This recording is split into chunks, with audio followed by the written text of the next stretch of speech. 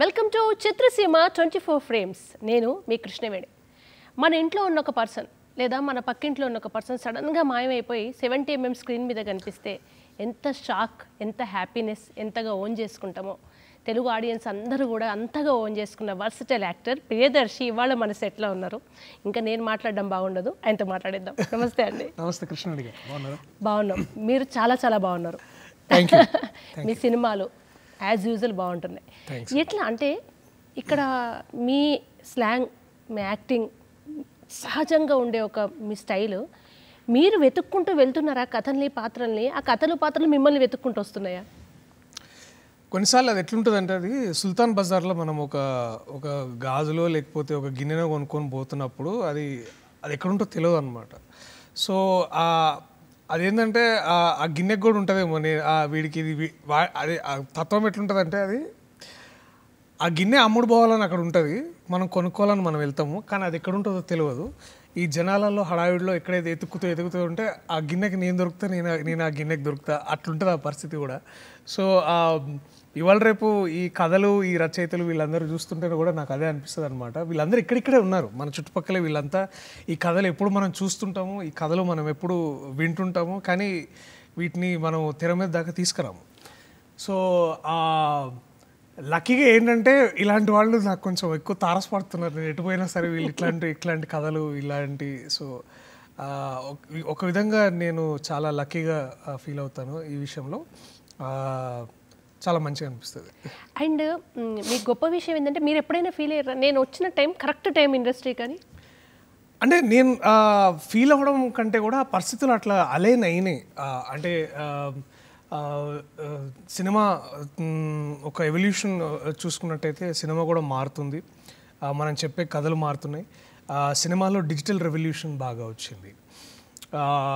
ఏమైందంటే media decentralise అయినట్టు cinema film making కూడా బాగా డీసెంట్రలైజ్ అయింది. ప్రతి ఒక్కరి చేతిలోకి కెమెరాలు రాగలుగుతున్నాయి, ప్రతి ఒక్కరి చేతిలో టెక్నాలజీ రావడం కుదిరింది.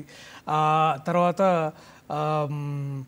అదే టైంలో 2014లో రాష్ట్ర విభజన, అలాగే మనము తెలంగాణ రాష్ట్రంలో అంటే తెలంగాణ మాండలికానికి, తెలంగాణ భావజాలానికి, తెలంగాణ తిండి, బట్ట, ఇల్లు, ప్రాంతం అన్నిటికీ ఒక కొత్త ఐడెంటిటీ వచ్చింది. ఈ సమయంలో నేను ఉండడం, అది హైదరాబాద్ నుంచి రావడము, తర్వాత ఈ ఫిలిం మేకింగ్లో ప్రవేశం ఉండడము, తర్వాత నటనలో కాస్త ప్రవేశం ఉండడము, ఇవన్నీ అన్నీ కుదిరినాయి. ఇట్లాంటి చాలా చాలా విషయాలు కుదిరేసరికి నేను ఆ కుదిరిన దాంట్లో నేను దొరికాను. సో నేను లక్కీగా అన్నీ చేయగలుగుతున్నాను. పెళ్లి చూపుల్లో నా సావు నేను చేస్తా అన్న దగ్గర మొదలైన మీ ప్రయాణం జాతిరత్నాలు, మల్లేశం, బలగం, కోటు, ఇట్లా ఒక విభిన్నమైన పాత్ర సమాహారంగా మీరు ప్రయాణం చేసుకుంటూ వస్తున్నారు. అంటే ప్రియదర్శి అంటే డిస్క్రైబ్ చేయలేరు, ఒక పదంలో, ఒక గ్లాస్లో మిమ్మల్ని పెట్టలేని పరిస్థితి, ఒక సంద్రంలాగా మారిపోయింది కదా. ఇలాంటి పాత్రలు డే వన్ మీరు ఒక ఉంటుంది, నేను ఇట్లనే అవుతా, ఇదే అవుతా, హీరో అవుతా, లేదా ఇట్లా అనుకొని వస్తారు చాలా మంది. మీరు ఎక్స్పెక్ట్ చేసిరా ఇంత విభిన్నంగా ఉండబోతుంది జీవితం? లేదు, అంటే ఎక్స్పెక్ట్ అంటే మోర్ దెన్ ఎక్స్పెక్ట్ చేయడం కంటే కూడా నేను ఒక వీక్షకుడిగా లేకపోతే ఒక ఆడియన్స్గా నేను ఏంటంటే ఇలాంటి కథలు చూడాలని నేను కూడా అనుకుంటా. మనం కూడా ఇప్పుడు ఏమైందంటే ఎంటర్టైన్మెంట్ అనే విషయాన్ని మనము వేరు మాధ్యమాల ద్వారా తీసుకుంటున్నాం. అంటే యూట్యూబ్ అయి ఉండొచ్చు, లేకపోతే ఇప్పుడు ఓటీటీ ప్లాట్ఫామ్స్లో అయి ఉండొచ్చు, టెలివిజన్లో అయి ఉండొచ్చు, లేకపోతే ఇంటర్నెట్లో, ఇన్స్టాగ్రామ్లో ఇట్లాంటి.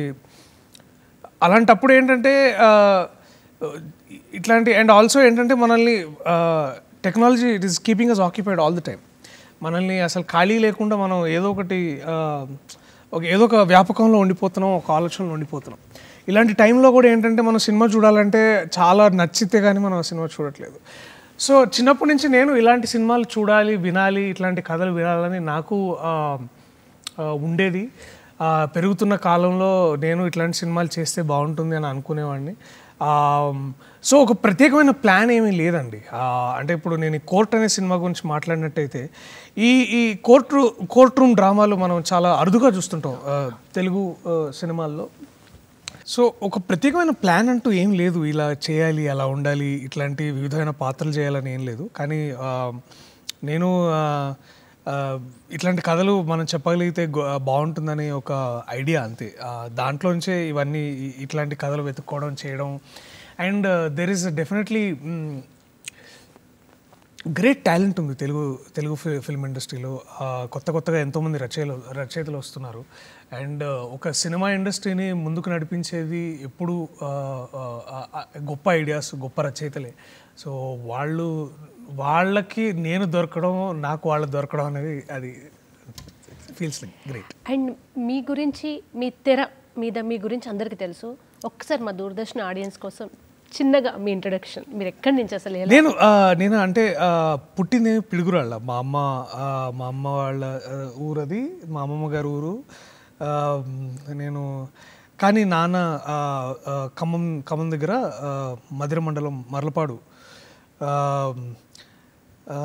నాన్న ఉస్మానియాలో చదువుకోవడానికి ఐ థింక్ ఒక 50 years అయింది అనుకుంటే వచ్చి హైదరాబాద్కి. సో అట్లా నాన్న ఇంకా ఖమ్మం నుంచి ఇక్కడికి వచ్చేసాడు హైదరాబాదు. ఇక తర్వాత ఇక్కడ చదువుకుంటూ ఆయన పిహెచ్డి చేస్తున్న టైంలో మొత్తానికి ఇక పెళ్లి చేసుకోమని ఆయనని మా మామగారు ఇట్లా ఫుల్ ఇట్లా అంటే నాకు తాతయ్య తల్లే వాళ్ళ మామగారు, చేసుకో ఇట్లా చదువుకుంటూ పోతే ఇట్లనే ఉంటావు అంటే, ఇక మొత్తానికి తీసుకుపోయి పిడుగురాల్లో మా అమ్మని చూపించి అయ్యో ఈ పిల్ల అంటే చేసుకున్నా పోయి. సో అట్లా అండ్ తర్వాత నేను అక్కడ పుట్టాను. ఇంకా నాకు అంటే ఊహ తెలిసిన దగ్గర నుంచి నేను చిన్నప్పుడు సైదాబాద్లో పెరిగాను చాలా ఏళ్ళు. ఆ తర్వాత నాన్న ఉద్యోగ రీత్యా యూనివర్సిటీ ఆఫ్ హైదరాబాద్లో ఉండేవాళ్ళం. సో అక్కడ కాస్త నా టీనేజ్ అంతా అక్కడ జరిగింది. ఇక అక్కడి నుంచి we move to Chandanagar is నేను ఎక్కువ పెరిగిన ప్లేస్ ఏదైనా ఉంది అంటే చందానగర్లో ఈ బిహెచ్ఎల్ వాతావరణం మాకు చాలా బాగా అనిపించేది. ఇప్పుడు కూడా చాలా బాగుంటుంది. కానీ అప్పుడే చందానగర్ అంటే ఇప్పుడు కొంచెం 10 ఏళ్ల నుంచి బాగా డెవలప్ అయింది. కానీ మీరు అప్పుడు చందానగర్ అంటే చాలా ప్రశాంతంగా ఉండుంటారు. డెఫినెట్లీ ఆ బ్యూటీ అంతా చూసాలండి. అంటే వి సా ఆ ట్రాన్స్ఫర్మేషన్ మొత్తం చూసాం. అంటే ఈ చిన్న ఇల్లులు పోయి అన్ని బిల్డింగ్స్ రావడము, అప్పుడు 3 floors ఉండేవి పెద్ద బిల్డింగ్ అంటే. ఇప్పుడు 50 floors వచ్చినాయి అక్కడ. సో ఈ మార్పు చూడడం బాగా అనిపించింది. అది కొంచెం బాధ కూడా అనిపించింది, కానీ ఇంకా తప్పదు, మనం దానికి ఏం చేయలేదు. ఫిల్మ్ కోర్స్ ఎట్లా చేశారు? ఫిలిం నేను చేయలేదండి. యాక్చువల్లీ ఫిలిం కోర్స్ ప్రత్యేకంగా చేయలేదు. కానీ ఏంటంటే నేను ఫిలిం చదువుకోవాలని బాగా ఇంట్రెస్ట్ ఉండేది. FTIలో వెళ్ళి జాయిన్ అవుదామని అనుకున్నాం, కానీ అప్పుడు మాకున్న ఆర్థిక పరిస్థితుల వల్ల మేము నాన్న అది కుదరదులే, కష్టం అది అంటే అటు పోయి అది అదే చెప్పడం వల్ల నేను ఇంకా అట్లాంటి నీకు సినిమాలు నేర్చుకోవడం ఒకవేళ ఇంట్రెస్ట్ ఉన్నా కూడా department of communication university of Hyderabad అక్కడ నేర్చుకోవచ్చు ఎస్ఎన్ స్కూల్లో అని చెప్పడం. సో ఇక ఎట్లయినా పట్టుదలతో దాన్ని సాధించిన సీట్ అక్కడ.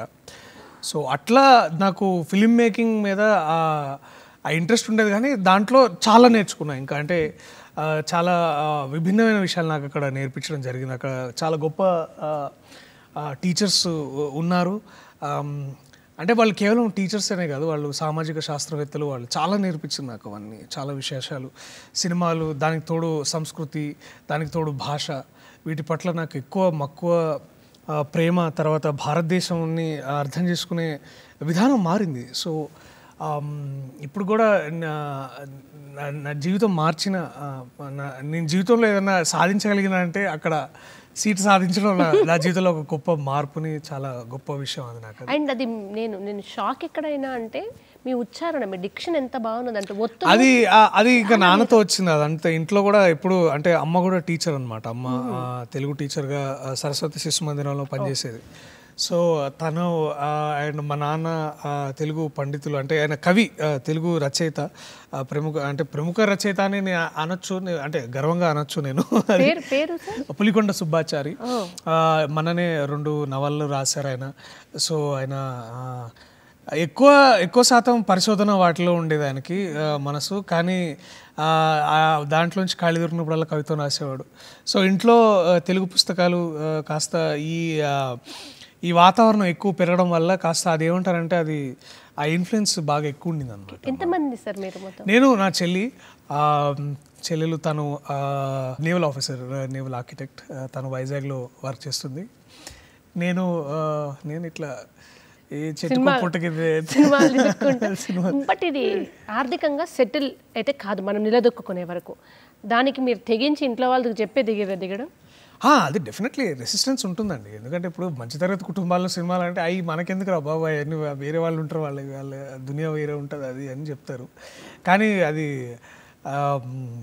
మనం పట్టిందే పట్టు కదా. సో దాన్ని సాధించేదాకా వదలలేదు. సో ఇంకా సాధించాలి, చేస్తున్నాం ఏదో. చిత్రసీమ 24 ఫ్రేమ్స్లో చిన్న విరామం తీసుకుందాం.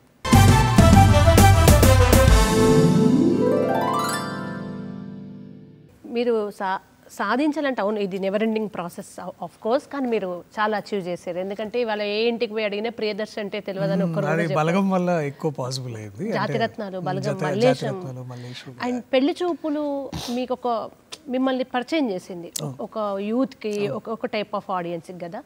ఆ అవకాశం ముందు కూడా మీరు స్ట్రగుల్ అయ్యారు. అప్పుడు ఎప్పుడైనా డిసప్పాయింట్ అయిన సందర్భాలు ఉన్నాయి, ఇది మన కప్ ఆఫ్ టీ కాదా ఏంది అనే డౌట్ వచ్చిందా? అట్లా ఉండదు. అంటే ఏంటంటే నాకు అర్థమైంది ఏంటంటే ఇక్కడ కష్టాలు ఉంటాయి, డెఫినెట్లీ మనం కష్టాలు ఉంటాయి. తర్వాత ఏ రంగం ఎంచుకున్నా సరే ఆ రంగంలో ఉండే కష్టాలు ఉంటాయి. ఇప్పుడు ఏ జాబు ఈజీ కాదండి, అదైతే క్లియర్. అది మనం ఏదో ఇప్పుడు నేను ఉండే ప్రాంతంలో ఎక్కువ ఈ ఐటీ బిల్డింగ్స్ ఎక్కువ ఉంటాయి. వాళ్ళని చూసి అబ్బా ఎంత మంచిగా పెద్ద మామ ఇప్పుడు కూడా అంట చూడరా ఆ బిల్డింగ్లలో పోయి ఉద్యోగాలు చేసుకుని వాళ్ళు బాగుంటారు కదరా, నువ్వు ఇట్లా ఉన్నావు ఏంది అంటుంటుంది. కానీ వాళ్ళకు కూడా ఏం సుఖం ఉంది, అందరికీ ఆ కష్టాలు ఉంటాయి. So there is no job in this world that is easy to do. అది నాకు బాగా అర్థమైపోయింది. కాకపోతే సినిమాల్లో ఆర్టిస్ట్గా నిలదొక్కోవాలంటే సినిమా రంగం చాలా ఇంకెక్కువ, ఎందుకంటే కాంపిటీషన్ ఎక్కువ. తర్వాత అన్ని రంగాల్లో కంటే కూడా ఇక్కడ అచీవ్ చేసే probability of getting a job చాలా తక్కువ ఉంటుంది. అంటే మీరు ఒక 10 ఇంటర్వ్యూలకు వెళ్తే కనీసం 4 ఐటీ ఉద్యోగాలు సంపాదించొచ్చేమో, కానీ ఇక్కడ 10 ఆడిషన్స్ ఇచ్చినా కూడా మీరు ఆ క్యారెక్టర్కి మనం సూట్ అవుతాం లేదనేది చెప్పడం కష్టం. సో అట్లాంటి ప్రదేశం అట్లాంటి ఇది కాబట్టి మనకి ఎక్కువ టాలెంట్, తర్వాత ఆ పనికి రైట్ అని తెలిసేదాకా వచ్చేదాకా చాలా కష్టం ఇక్కడ. ఓకే, మీకు సినిమా అంటే కొంతమంది కొన్నింటికి ఫిక్స్ అవుతారు. అలీ గారు, సునీల్ గారు ఇట్లాంటి వాళ్ళు తర్వాత క్రమంలో హీరోలుగా మారారు. బట్ మీరు ఎప్పుడు కూడా ఎక్స్పెరిమెంటల్ జర్నీ అని చెప్పొచ్చు. మీరు ఒకసారి కమెడియన్ అంటారు, ఒకసారి ఏమో క్యారెక్టర్ ఆర్టిస్ట్, ఒకసారి ఏమో హీరోగా వస్తారు, మళ్ళీ సడన్గా హీరో నుంచి లేదు నేను ఇది అంటారు. అంటే మీరు ఇంటెలెక్చువల్ జర్నీ ఏమైనా చేస్తున్నారా, కన్ఫ్యూజ్ చేస్తున్నారా? ఇక్కడ ఇంటెలెక్చువల్ ఇట్లాంటి ఏం లేవండి, జస్ట్ వచ్చిన పని చేసుకుంటున్నా అంతే. అసలు నేను అవన్నీ ఏం లేదండి. ఎక్స్పెరిమెంట్స్ ఏంటి అంటే నాకు ఎక్స్పెరిమెంట్స్గా నేను వాటిని తీసుకోను. ఎందుకు అంటే ఫర్ ఎగ్జాంపుల్ ఇప్పుడు ఒక వెబ్ సిరీస్ ఉందనుకోండి, మనము లాక్డౌన్లో మనం చూసినట్టయితే చాలా ఇంగ్లీష్ వెబ్ సిరీస్ మనం చూడగలిగాం. ఎన్నో ఇంగ్లీష్ అయితే కానివ్వండి, లేకపోతే హిందీ, తెలుగు ఏది పడితే చూసాం. అది ఇంతకుముందు నుంచి కూడా చూస్తూ ఉన్నాం. కాకపోతే అది లాక్డౌన్ వచ్చేసరికి దాన్ని మనం ఎక్కువగా చూసాం. సో నేను ఆ పరిణామాలు ఇక్కడ కూడా మారుతున్నాయి. అంటే తెలుగులో కూడా వెబ్ సిరీస్ చేయడం స్టార్ట్ అయినాయి సందర్భాలు లాక్డౌన్ కంటే ముందే స్టార్ట్ అయినాయి. అలా నేను లక్కీగా ఆ టైంలో నేను మంచి అభిలాష్ రెడ్డి అనే ఒక మంచి రచయిత, తర్వాత జీ అనే ఒక ప్లాట్ఫామ్ వాళ్ళు ఓటీటీలో రావడం, సో ఇవన్నీ కుదిరేసరికి నేను ఆ టైంలో అట్లాంటి కథలు చేయగలిగాను. సో ఎక్స్పెరిమెంట్స్ కంటే కూడా ఏంటంటే సినిమా బిజినెస్ మారుతుంది. ఆ బిజినెస్ మారే కొద్దీ నేను వాటిలో స్వార్థంగా వాటిలో ఉండాలనే చాలా ఇది ఒక స్వార్థపూరితమైన విషయంగా తీసుకొని నేను అవి కూడా చేస్తాను దాంట్లో. ఎందుకంటే నాలాగా బ్యాక్గ్రౌండ్ లేని వాళ్ళందరికీ ఇంటర్నెట్ ఒక ప్లాట్ఫామ్ ఇచ్చింది, యూట్యూబ్ ఒక ప్లాట్ఫామ్ ఇచ్చింది. సో అప్పుడు నాకు ఆ ఇంటర్నెట్ పవర్ ఏంటో అర్థమైంది. సో ఇప్పుడు ఈ సెల్ ఫోన్స్లో ఇవాళ రేపు మనం ఎంత మటుకు అంటే ఇప్పుడు దాదాపుగా మనము టీవీ ఎంతగా చూస్తున్నామో కాస్త కూస్త దానికంటే ఎక్కువ మనం ఇంటర్నెట్ మీద డిపెండ్ అయి ఉన్నాం. సో అలాంటప్పుడు నేను నా ఆడియన్స్కి అలా రీచ్ అవ్వచ్చు అనే ఒక దాంతో, సో ఇవన్నీ ఇప్పుడు ఎక్స్పెరిమెంట్స్కి అనిపిస్తుంటాయి కథలు, కానీ ఇట్లాంటి కథలు మనం వేరే భాషలో చూస్తున్నప్పుడు అట్లాంటి తెలుగులో కూడా చూడొచ్చు అనే ఒక నాలో ఎప్పుడు అది ఉండేదన్నమాట. సో అందుకనే నేను ఐ థాట్ తెలుగులో ఇట్లాంటి కథలు చేయాలి అనే ఒక ఆలోచన ఉండేది. దానికి తగ్గట్టు నాలాగా ఆలోచించే వాళ్ళు ఒక 10 మంది దొరికారు. వాళ్ళని పట్టుకొని ఇక వాళ్ళతోటి ప్రయాణం. కొన్ని మరక మంచిదేలాగా కొన్ని స్వార్థాలు మంచివే సమాజానికి. మీది ఎలా ఉంటుందంటే చేసిన వాళ్ళతో కంటిన్యూస్గా జర్నీ చేస్తుంటారు. ఇప్పుడు నాని గారు, విజయ్ దేవరకొండ గారు అంటే మీ కో ఆర్టిస్టులు ఎవరైతే ఉన్నారో వాళ్ళందరితో మీకు కొంచెం రిపీటెడ్గా పడుతుంటాయి కదా. ముఖ్యంగా నానిగారితో మీరు 2-3 సినిమాల దాకా ప్రయాణం చేశారు. మళ్ళీ నానిగారితో ఇంకొక జోనర్లో జర్నీ ఇప్పుడు స్టార్ట్ చేశారు. నానిగారితో ఎట్లా ఉంటుంది మీ జర్నీ? నాని ఐ థింక్ నాకంటే ముందు ఒక అంటే సీనియర్గా లేకపోతే ఒక అన్నగా ఐ థింక్ ఒక అలాంటి వాళ్ళకి ఒక inspiration. Self made man and also cinema పట్ల పూర్తి అవగాహన. సినిమా అదే బేసికలీ ఎట్లా అంటే తెలుగు సినిమా గారాల చిన్న కొడుకులాగా అనమాట. అన్ని ఏది పడితే అది చేస్తాడు, అన్ని అట్లా మంచిగా చేసుకుంటాడు, బాగుంటాడు. ఆ మనిషి ఏంటంటే ఇన్స్పిరేషన్ ఒకటి, తర్వాత చాలా నేర్చుకోవచ్చు ఆ వ్యక్తి దగ్గర సినిమా గురించి, కథలు ఎట్లాంటి కథలు చేయడం ఆయన ఎంచుకునే. ఇప్పుడు నాకంటే పెద్ద ఎక్స్పెరిమెంట్లు ఆయన చేస్తున్నాడు అని నాకు అనిపిస్తుంది. దాన్ని ఇంకా పెద్ద తారాస్థాయిలో పెద్ద పెద్ద ఎక్స్పెరిమెంట్స్, దాంట్లో కొత్త కొత్త ఆలోచనలతోటి ఆయన చేస్తున్న సినిమాలు కూడా. అంటే దసరాలు అంటే ఒక మాస్ మసాలా సినిమా, అంటే చాలా వాయిలెంట్గా కనిపించిన వ్యక్తి సడన్గా ఒక మృదువైన తండ్రిలాగా, ఒక చిన్న ఫోటోగ్రాఫర్ లాగా, ఇట్లాంటి కథలు ఆయన ఆ వైవిధ్యం నాకు ఆయన చూసినప్పుడు ఇంకా ఎక్కువ నేను కూడా చేయాలి అలాంటి అని బాగా అనిపిస్తుంది. సో నేను కూడా ఈ కోర్టు కథ ఇట్లాంటి కథ అనుకుంటున్నాను అంటే, లేదు అవునా వినిపించు అని వినడము, తర్వాత ఏమంటే దాన్ని లేదు నేను చేస్తా ఇట్లాంటి కథ మనం చెయ్యాలి అని. అంటే పవర్ని సరిగ్గా వాడుకోవడం అంటే ఏంటంటే ఆయన ఆ స్థాయిలో ఉన్నప్పుడు ఒక విధమైన పవర్ ఉంటుంది ఆయన దగ్గర. ఆ పవర్ని సద్వినియోగం చేయడంలో ఆయన చాలా చేస్తున్నాడు ఇంకా. సో అట్లాంటి వ్యక్తి కో ఆర్టిస్ట్ నుంచి ఒక ప్రొడ్యూసర్ అవడం, ఒక బ్రదర్గా మెంటర్ చేయడం, ఇదంతా చాలా బాగా అనిపిస్తుంది. ఎట్లా అంటే ఈ చనువు, గ్యాంగ్ లీడరు, హాయ్ నాన్న, మిడిల్ క్లాస్ అబ్బాయి, ఈ సినిమాల్లో పెంచుకున్న చనువే ఇక్కడికి వచ్చిందా? Yes, definitely.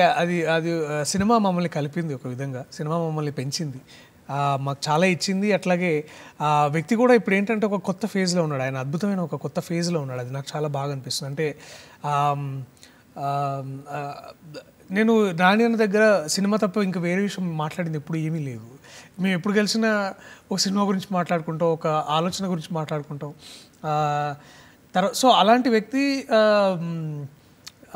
ఇప్పుడు ఏంటంటే ఆయన సినిమా ద్వారా నేర్చుకున్నాడు, సినిమా ద్వారా సంపాదించాడు, మళ్ళీ సినిమాకి వెనక్కి ఇస్తున్నాడు. సో అలాంటప్పుడు ఇలాంటి కథలు చేయడంలో నాకు ఇంకా గర్వంగా అనిపిస్తుంది చాలా. అలాంటి వ్యక్తితో నేను అసోసియేట్ అయినప్పుడు ఇంకా కొత్తగా ఏదైనా నేర్చుకోవాలని అనిపిస్తుంది. సో ఇప్పుడు ఏంటంటే ఆయన కోర్టు చేయడం వల్ల, నేను కోర్టు ఆ కథను చేయడం వల్ల నేను చాలా కొత్తగా ఏదైనా విషయం నేర్చుకునే ఒక ఆపర్చునిటీ దొరికింది. అది నాకు బాగా అనిపిస్తుంది. సో ఇలాంటి ఆపర్చునిటీస్ని క్రియేట్ చేయగలుగుతున్నాడు ఆయన, అది ఇంకా చాలా సంతోషకరం. మీ త్రోట్ జర్నీలో మీరు నేమ్ ఫేమ్ కన్నా కథను ఎక్కువగా నమ్ముతున్నట్టున్నారు కదా? కథలే అండి మనల్ని డిసైడ్ చేసేది కూడా మనల్ని కథలే. అంటే కథల ద్వారానే మనం నేర్చుకుంటాం. మహాభారతం ద్వారా దేవుడు ఇలా ఉంటాడని అని కథలు, తర్వాత రామాయణం ద్వారా రాముడు ఇలా ఉంటాడని మన కథలు చెప్పారు. మనం కథలతోనే పెరుగుతాం. నా సీనియర్స్ కూడా, అంటే ఫర్ ఎగ్జాంపుల్ ఒక విధంగా నేను ఆరాధించే నటుడు చిరంజీవి గారు కూడా చాలా అద్భుతమైన కథలు చేశారు. ఇప్పుడు వారు చేసిన గొప్ప సినిమాలు ఇప్పుడు ఎంత సంపాదించే కంటే కూడా అవి ఎంత ప్రభావితం చేశాయని మనం అని అనుకుంటాం మనం.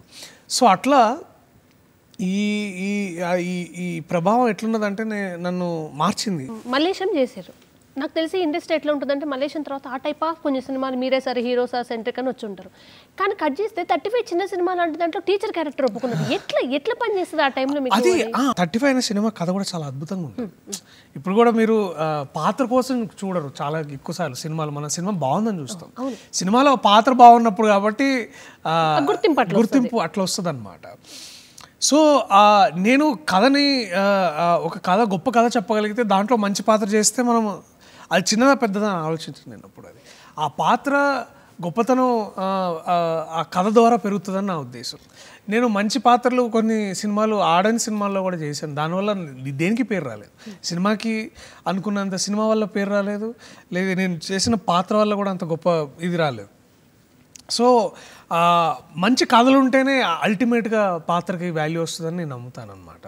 సో అది చాలా కొన్నిసార్లు అరుదుగా కుదురుతూ ఉంటాయి. అట్లా మల్లేశం ఒక బలమైన భారమైన క్యారెక్టర్ ఒక రకంగా చెప్పాలంటే. ప్రియదర్శి లాంటి వ్యక్తి ఆ భారాన్ని బరువును మోస్తారనే నమ్మకం ఎట్లా క్రియేట్ చేశారు? అది నాకంటే ఎక్కువ మా దర్శకులు రాజ్కి ఉండింది అనమాట. నువ్వు చేయగలవని ఆయన నాకంటే ఎక్కువ నమ్మాడు. నేను కూడా కొంచెం ముందు భయపడ్డా, ఎందుకంటే చింతకింది మల్లేశం గారు తెలంగాణ ఐకన్. ఆయన తెలంగాణ కాదు, భారతదేశానికి ఒక ఐకన్ లాంటి వ్యక్తి. ఆయన చేనేత కుటుంబాల కోసం ఆయన చేసిన పని అంతింత కాదు. ఆయన అంటే ఒక రివైవ్ చేసిండు, ఒక ట్రెడిషన్ని రివైవ్ చేసిండు. ఎన్నో జీవితాల్లో ఆయన వెలుగు నింపిండు. ఆయన అట్లాంటి వ్యక్తి కథ చెప్పాలని ముందు ఆయన చాలా బాగా రాసుకున్నారు ఆయన రాజు. అండ్ దానికి కూడా నాకు మల్లేశం గారు కొంచెం చేయబెట్టా, నువ్వు మంచిగా చేస్తున్నావు, చేయి మంచిగా అనడం. సో ఇవన్నీ కుదిరినాయి నాకు. ఇవన్నీ కుదరడం వల్ల ఆ భారాన్ని నాతో షేర్ చేసుకోవడానికి అంటే ఏలే లక్ష్మణ్ గారు అయితే ఏమి, లేకపోతే వెంకట సిద్ధారెడ్డి గారు అయితే ఏమి, ఇలాంటి గొప్ప గొప్ప స్టాల్వర్డ్స్ దొరకడం వల్ల నాకు ఆ పని కాస్త భారాన్ని అందరం ఈక్వల్గా పంచుకున్నాం అనమాట. తెలంగాణ అంటేనే అందరూ ఏమనుకుంటారంటే తెలంగాణ అంతా ఒక యాస అనుకుంటారు. కాదు, అది హైదరాబాద్ ఒక లెక్క ఉంటే సిరిసిల్ల ఒక లెక్క ఉంటుంది, మళ్ళీ మీరు సిరిసిల్ల యాసను అడాప్ట్ చేసుకోవడానికి ఎంత టైం? అది పూర్తిగా దానికి పూర్తిగా నన్ను సహకరించిన, నన్ను నడిపిన వ్యక్తి వేణు ఏల్దండి గారు. ఆయన వేణన్ననే దగ్గరుండి అది బేసికలీ అది సిరిసిల్ల తీసుకపోయి నాతో అక్షరాభ్యాసం చేయించినట్టు ఆయన సిరిసిల్ల చూపెట్టిండు నాకు. అక్కడ వంట తిండి, వేసుకునే బట్టలు, మాట్లాడే మాటలు, ఆ నల్లి బొక్కలు, ఆ కళ్ళు సుక్కలు, ఇవన్నీ ఆయననే తీసుకుపోయి ఆయననే చూపెట్టి బలగానికి పునాది అక్కడ పడ్డ ఆయననే. ఆ బలగం ఆయననే, నా బలగము ఆయననే, ఆ బలగాన్ని సృష్టించింది కూడా ఆయననే. సో పూర్తిగా దానికి పూర్తి క్రెడిట్. అంటే ఇసుమంతా కూడా నేను చేసేది ఏం లేదు, దాంట్లో పోయి యాక్టింగ్ చేయడమే. దాన్ని రాసిన, దర్శకత్వం వహించిన వ్యక్తి ఆయన. దాన్ని బాగా తీసుకొచ్చిన ప్రొడ్యూసర్ హర్షిత్ గారు, అట్లాగే హన్షిత గారు, దిల్ రాజు గారు, వీళ్ళు బాగా వాళ్ళు చేసిన కృషి ఎక్కువ ఉన్నది నాకంటే కూడా. కాకపోతే నేను ఆ సినిమాలో ముఖ్య పాత్ర చేయడం వల్ల నాకు పేరు వచ్చింది. అది నేను దానికి సదా లక్కీగా ఫీల్ అవుతాను నేను. సో బలంగా అదే ఆ సిరిసిల్లలో ఉన్న గొప్పతనం, అది ఆ మన ప్రాంతంలో ఉన్న గొప్పతనం అట్లాంటిది. అండ్ ఇప్పుడు కూడా ఆంధ్రాలో కూడా నన్ను ఈ బలగం హీరో అంటారు నన్ను ఇప్పుడు కొత్తగా. సో ఆంధ్ర ప్రాంత ప్రజలు కూడా దాన్ని అంత ఈక్వల్గా తీసుకోవడం, అది ఎంబ్రేస్ చేసుకోవడము. సో అది అప్పుడు అర్థమైంది ఏంటంటే భాష ఎన్ని మాండలికాలు ఉన్నా కూడా తెలుగు కుటుంబాల్లో ఉండే ఆ డ్రామా కానీ, ఆ నువాన్సెస్ కానీ, అవన్నీ బాగా మనం. బలగం ఎంత గొప్ప ప్రయోగం అంటే పెద్ద పెద్ద సినీ ఉద్దండులు పునరాలోచనలో పడ్డరు. అంటే సినిమా ఈ బడ్జెట్ ఇది కాదు, ఇట్లా కూడా చేయాలి కావచ్చు అని పెద్ద పెద్ద వాళ్ళు ఆలోచించుకునే అంత స్థాయి సినిమా అవుతుందని మీరు సెట్లో ఉన్నప్పుడు అనుకున్నారా? అంటే నాకు ఆ కథ మీద నమ్మకం అండి. ఇప్పుడు ఏంటంటే ఆ కథ చేసేదాకా కూడా మనం తెలియదు ఇవాళ రేపు అది ఎట్లుంటుందంటే ఎటు పోతుందో ఏమవుతుందో. దిల్ రాజు గారు కూడా దాన్ని ఎట్లుండే అంటే ఈ సినిమా ఇంత బడ్జెట్లో చేసి ఇంత మనం ఇన్ని థియేటర్లు రిలీజ్ చేస్తేనే కనుక మనం ఇంత రాబడి తీసుకురావచ్చు, ఇంతమంది ప్రజలకు చేయొచ్చు, తర్వాత ఓటీటీలు అమ్మడం ద్వారా మనం దాన్ని ఎక్కువ రీచ్ అని అనుకున్నాం. కానీ అది ఒక తెలియకుండానే ఒక సాంస్కృతిక విప్లవం లాగా తయారైంది అది మనకి. అది చాలామంది దాన్ని ఓన్ చేసుకొని వాళ్ళ ఇంటికాడ తెరలేసుకొని వాళ్ళు చూసి వాళ్ళందరూ కనెక్ట్ అయ్యి అది నేను ఊహించలేదు. కానీ అది బయటకు వచ్చి జనాలు అంతా దాన్ని ఒక ఉద్యోగంలాగా తీసుకున్నారు. అది చాలా బాగా అనిపిస్తుంది. దాన్ని విడిపోయిన వాళ్ళు కలుసుడు అనేది సినిమా అది చాలా అది మేము ఎప్పుడు ఆలోచించలేదండి, ఎప్పుడు అనుకోలేదు. అంటే ఒక సినిమా చూసి కుటుంబాలు కలుస్తాయని నేను అప్పటిదాకా చాలా ప్రగాఢంగా నమ్మేవాడు అనమాట. సినిమాలు ఏ సమాజాన్ని మార్చవని. ఆ టైంలో ఇది ఇట్లా జరగడం కూడా చాలా బాగా అనిపించింది. అంటే సినిమా వల్ల కూడా ఇన్ని పరిణామాలు జరుగుతాయి బయట అనేది నాకు కూడా. కార్యక్రమంలో మరో చిన్న విరామం తీసుకుందాం.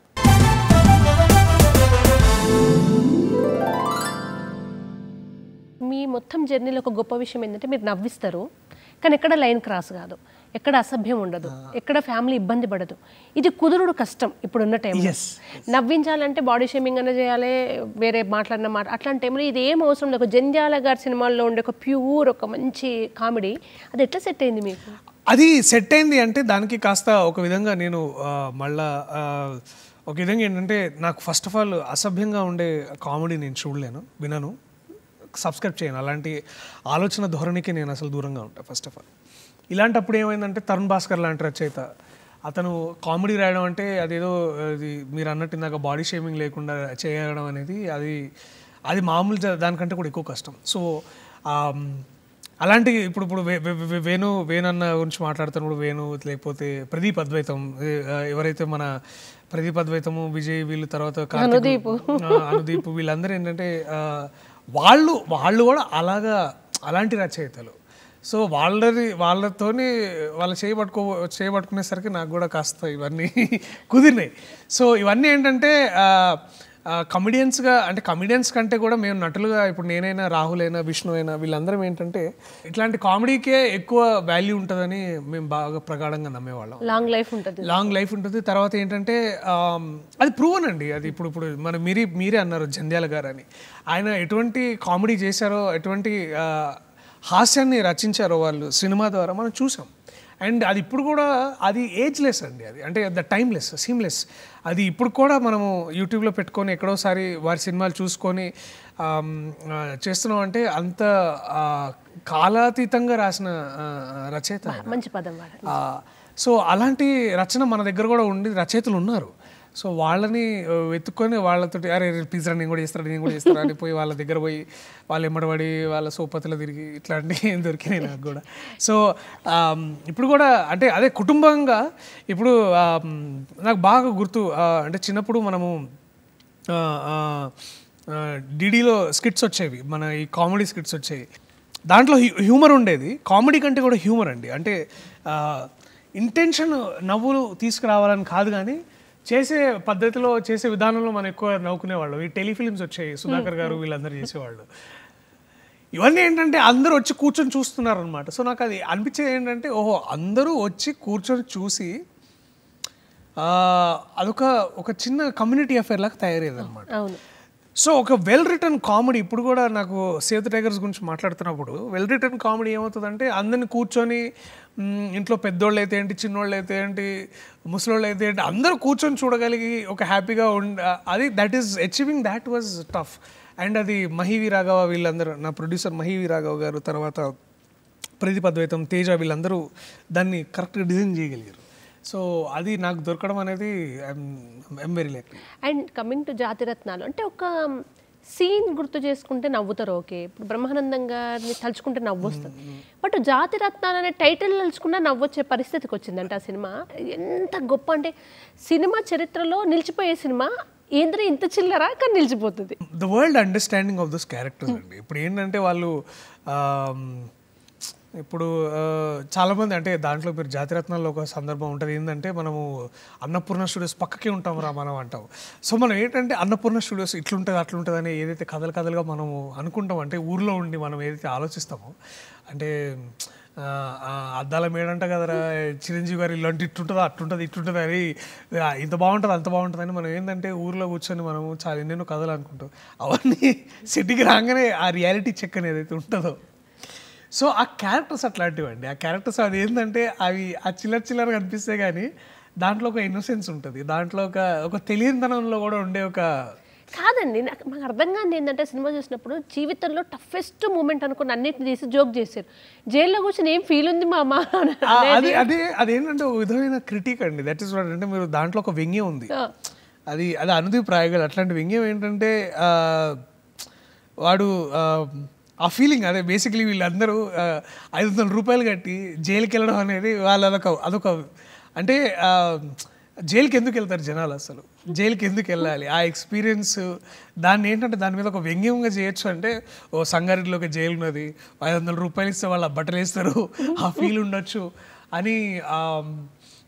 ఇది దాంట్లో మళ్ళీ కామెడీ అనమాట, సర్ఫరోషికే దిల్ మే తమాన్నా సమాంత, ఇట్లా ఇవన్నీ ఏంటంటే ఇవన్నీ ఆ వ్యంగ్యం రాయగలిగే సత్తా ఉన్న వ్యక్తి అనుదీప్.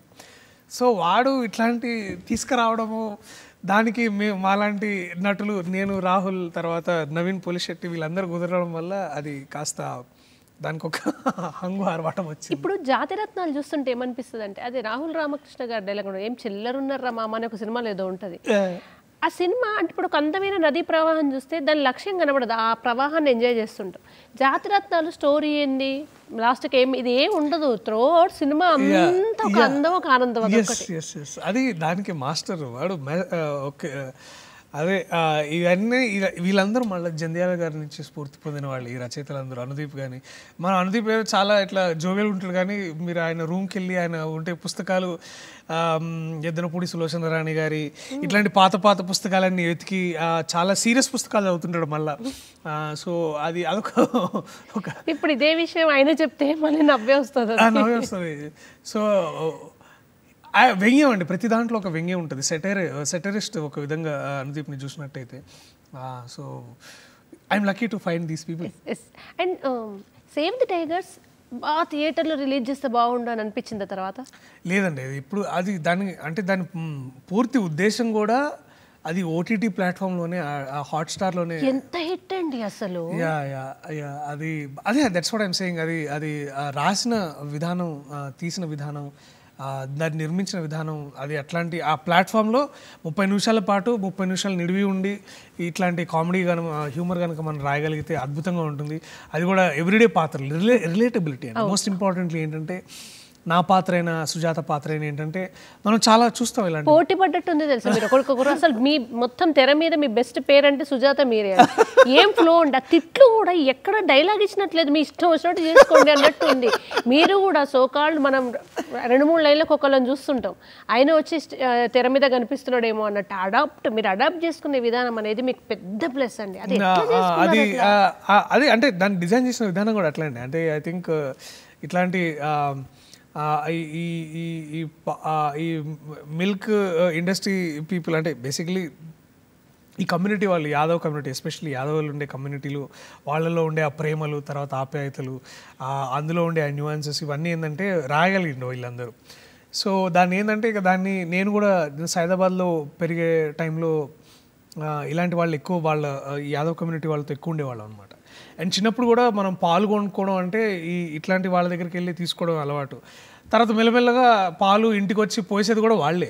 ఈ ప్యాకెట్ అంతా మనం దాదాపు లేట్ 95s 96లో అలవాటు, కానీ మా ఇంట్లో పాలు పోసింది 98 99 దాకా ఇట్లా ఈ యాదవ్ కమ్యూనిటీ నుంచి వచ్చిన వాళ్ళే మాకు పాలు పోసేవాళ్ళు. సో ఆ ఇన్స్పిరేషన్స్ చూసి వాళ్ళని పెరగడం, వాళ్ళ రీకలెక్ట్ చేసుకున్నారా? It was going back to childhood లాంటి ఒక చిన్న ఏమంటారు, ఒక ఎక్సర్సైజ్ అనుకోండి కాస్త అది. సో అట్లా పోయి వాళ్ళతోని తిరిగి, వాళ్ళ చిన్నప్పటి నుంచి మేము చూసిన ఇవన్నీ చేస్తుంటే అవన్నీ బాగా గుర్తొచ్చినాయి. సో అవన్నీ మళ్ళీ తీసుకురాగలగడము, మళ్ళీ దాంట్లో కూడా సెట్ అయ్యారు. అదేంటంటే దాన్ని సిచ్యువేట్ కూడా ఒక మొగుడు పిల్ల మధ్యలో పిల్లలతోటి. సో ఇవన్నీ చేయడం వల్ల బాగా కుదిరింది అవన్నీ. మీరు అది నిజంగా స్క్రిప్ట్ ఇస్తే చేసారా, అప్పుడప్పుడు ఇంప్రూవైజ్ చేసుకున్నారు? లేదండి, ఆయన రాశారండి ఇవన్నీ మా రచయితలు, మన ప్రదీప్ అద్వైతము, తర్వాత విజయ్, తర్వాత కార్తిక్, వీళ్ళందరూ రాసిన ఇవన్నీ నేను దాంట్లో ఎక్కడో కొంచెం ముక్క ఇట్లాంటి యాడ్ చేస్తాం. కానీ సుజాత గారు ఆ ఫ్లో, తిట్లు, అది ఆవిడ పూర్తిగా ఆ క్రియేషన్ అండి. సుజాత ఒక అద్భుతమైన నటి. తను వరంగల్ అమ్మాయి, తర్వాత తను కూడా హైదరాబాద్లో పెరిగిన ఇవన్నీ. సో తనలో ఆ భాష ఉంది, తనలో ఆ సంస్కృతి ఉంది, ఆ కల్చర్ అంతా ఆమె తీసుకొచ్చిన ఇదన్నమాట. సో దానికి కాంట్రిబ్యూషన్ చేసిన అమ్మాయి చాలా ఉంది యాక్చువల్లీ. దానికి తోడుగా వీళ్ళందరూ, విజయ్ తర్వాత వీళ్ళందరూ ఏంటంటే వాళ్ళు ఇట్లాంటి రచనలు, పుస్తకాలు చదివి వీళ్ళందరూ ప్రభావితమై వీళ్ళందరూ.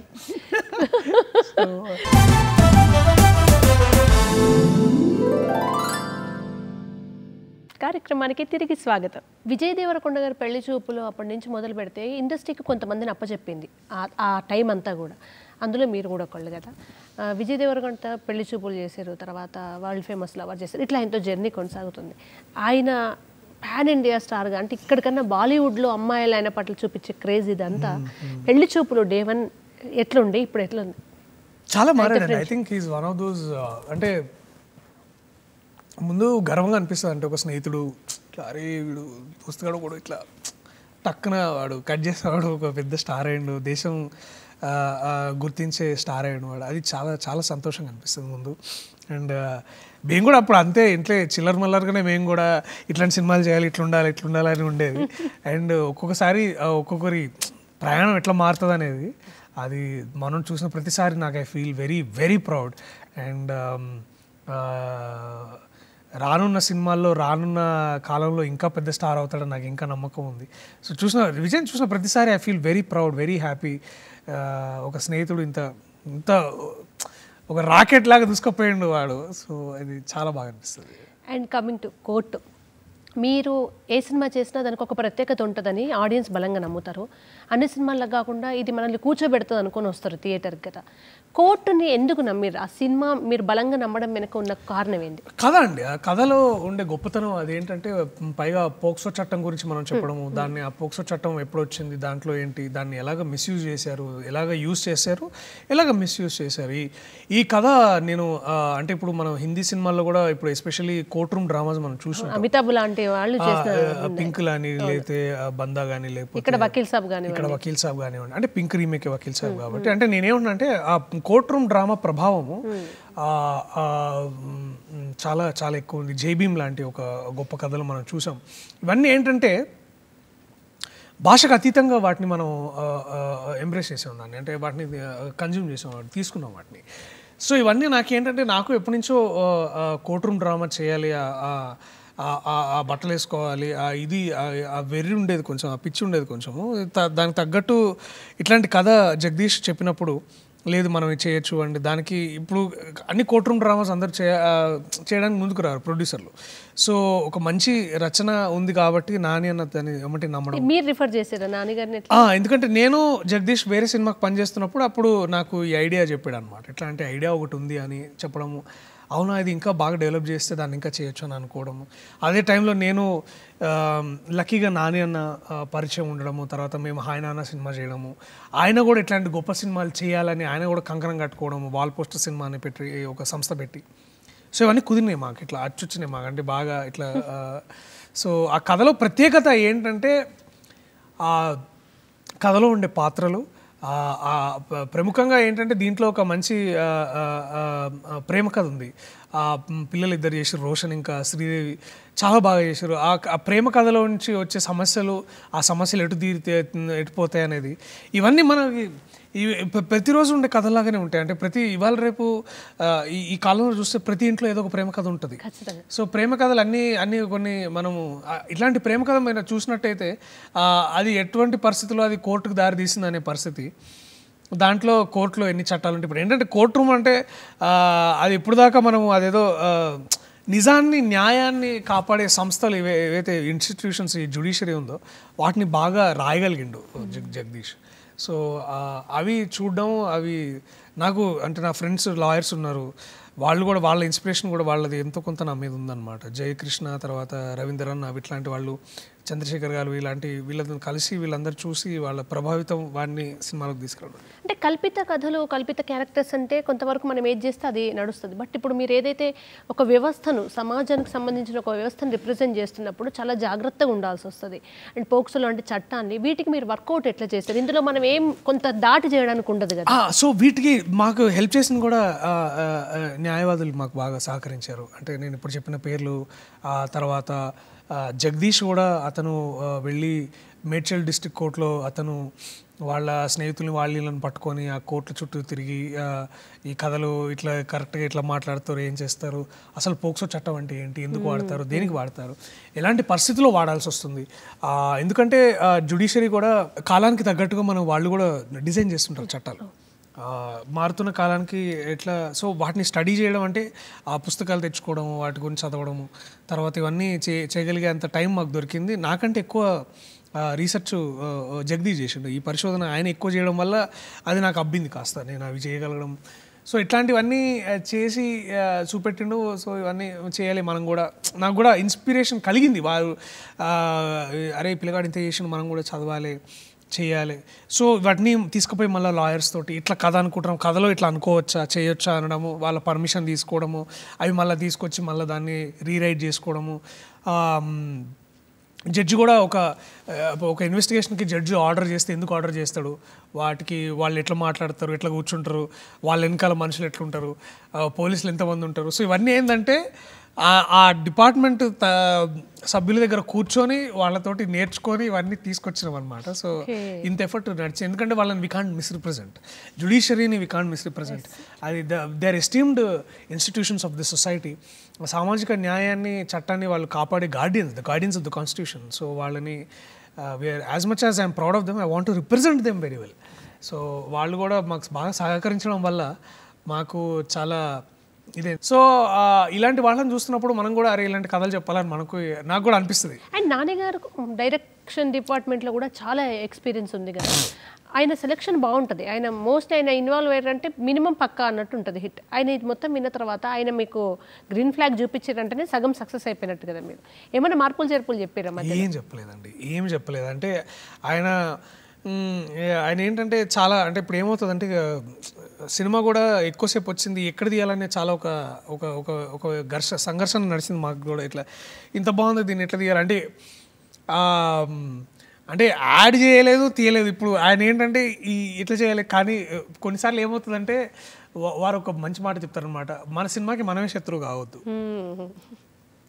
చాలా ఎడిటింగ్ రూమ్లో చాలా మనము తండ్రిలాగా దాన్ని ఇది అవసరం లేదు, ఉండాలి ఇది అంతే ఎట్లా.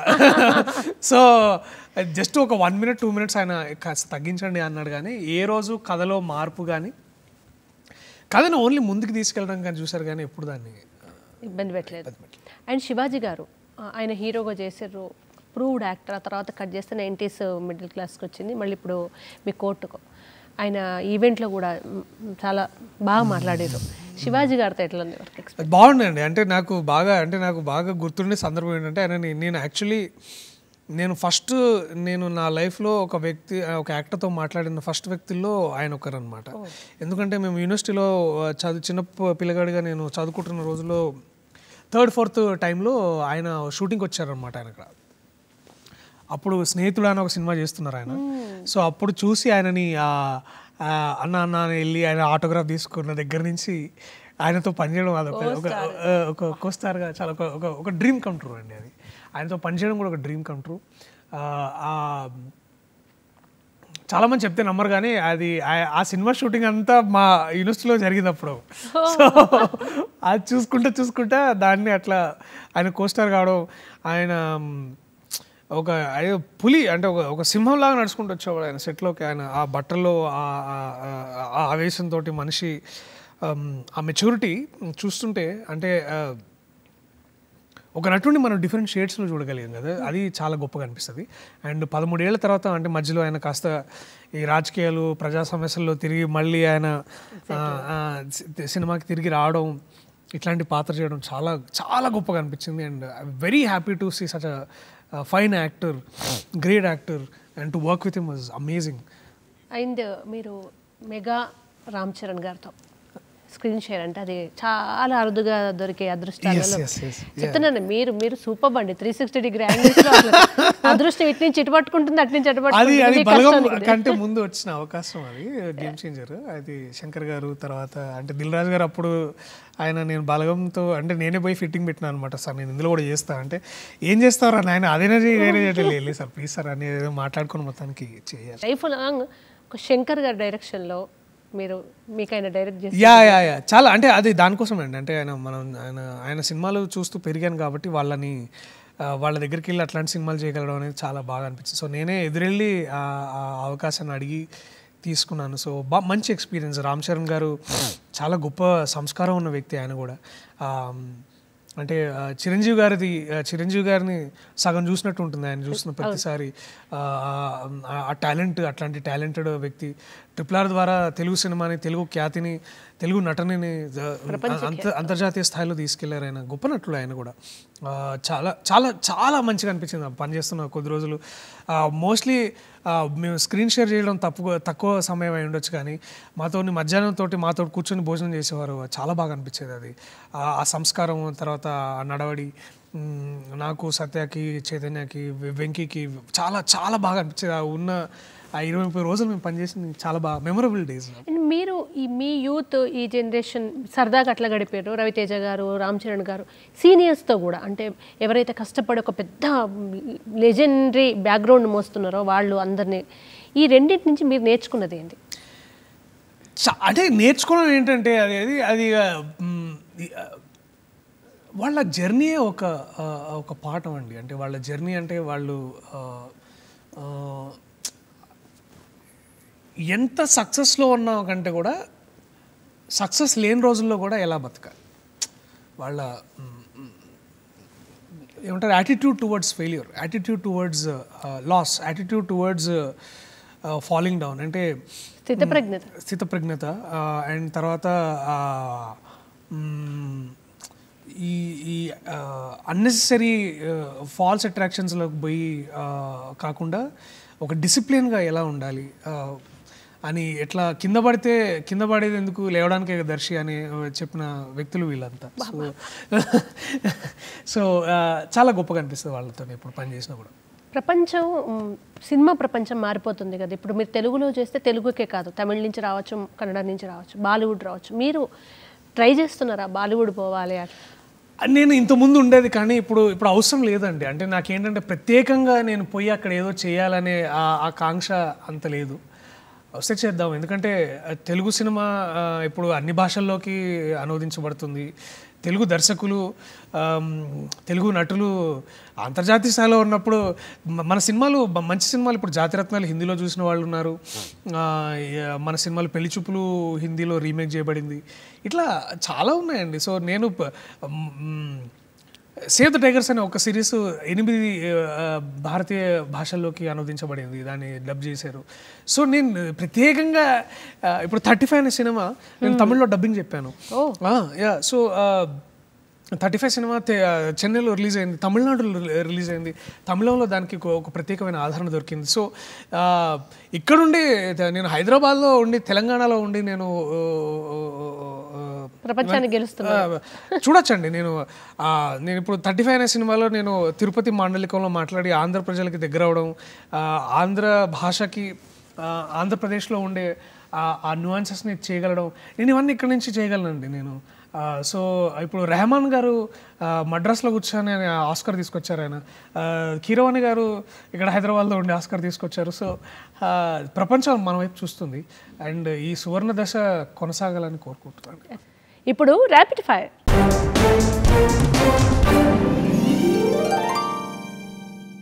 చిన్న ర్యాపిడ్ ఫైర్ ప్లీజ్. తప్పకుండా. Dream role.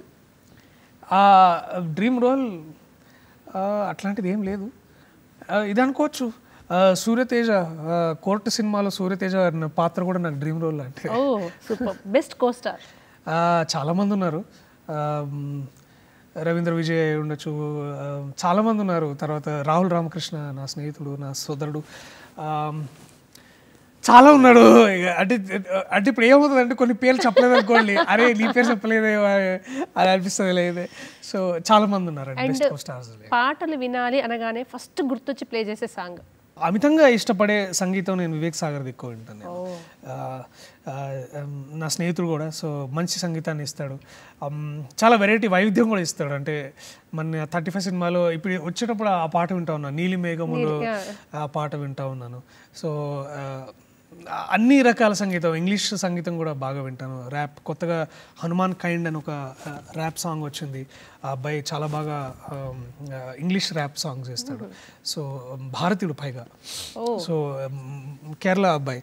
సో బాగా అనిపిస్తుంది. సో ఇట్లాంటి ఇండీ సీన్, ర్యాప్, రెగ్గే ఇవన్నీ చాలా చాలా. లైఫ్లో అతిపెద్ద భయం ఏంటి మీకు? ప్రేమించిన వాళ్ళు కోల్పోవడం. ఓకే.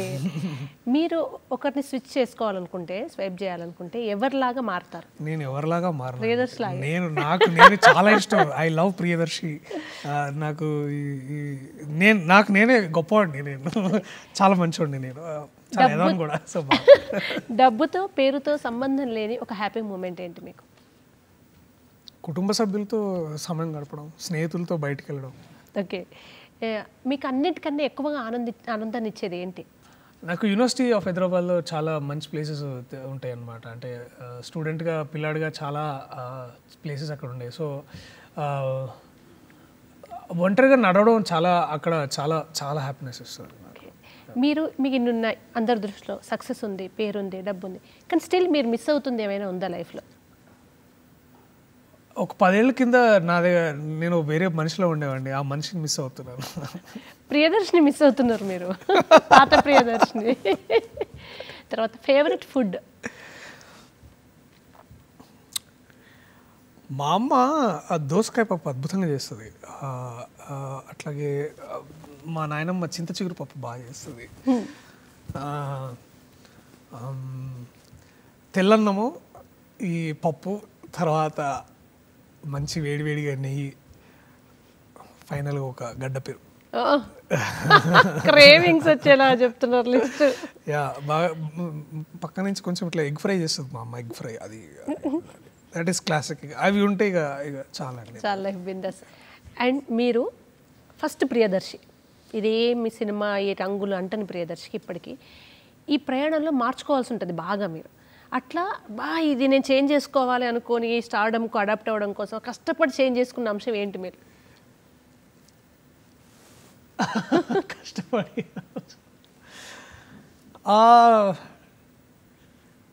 మార్పు ఎవ్రీడే ఏదో ఒక మార్పు చేసుకుంటా అండి. అండ్ నేను మార్పు సహజము, మార్పు ఇంపార్టెంట్ అని బాగా నమ్ముతాను నేను. సో అండ్ మారకపోతే వెనకబడతా అనటం కంటే కూడా మార్పు వల్లనే నేను కొత్తగా పరిచయం చేసుకోవచ్చు అని నాకు అనిపిస్తుంది. అదే నేను నా బిజినెస్ అంటే నా ప్రవృత్తి కూడా అదే. సో బాగా ఎక్కువగా మార్చుకుంది అంటే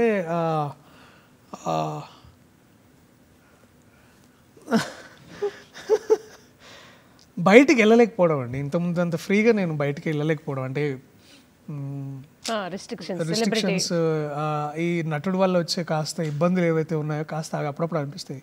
అంటే నాకు చందనగర్లో ఒక దగ్గర వెళ్ళి పానీపూరి తినడం ఇప్పుడు కష్టం అనమాట అది. సో అట్లా విషయం ఇంటర్వ్యూ చూస్తే పానీపూరి బండి వాడు ఇంటి ముందుకు వచ్చి నిలబడతాడు. లేదు, వాడి దగ్గర ఇప్పుడు పార్సల్ తెచ్చుకొని తినాల్సి వస్తుంది నేను. సో మొన్న మా చెల్లి పెళ్ళికి వెళ్ళి చేసినప్పుడు వాడిని నువ్వు నాకు మా చెల్లికి పానీపూరి చాలా ఇష్టం అనమాట. ఓకే. సో మళ్ళీ వాడిని ఎత్తికి తెచ్చుకొని వాడిని ఇంట్లో పెట్టి. సో అట్లా కమింగ్ ప్రాజెక్ట్స్ కోర్టు తర్వాత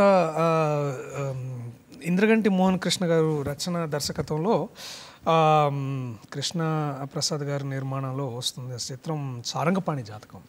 అది ఈ సమ్మర్ ఈ వేసవిలో విడుదల చేద్దామని అందరం అనుకుంటున్నాము.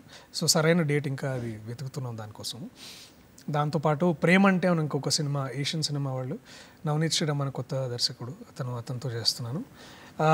సేవ్ ద టైగర్స్ 3 రాబోతుంది. దాంట్లో వాళ్ళు అది కూడా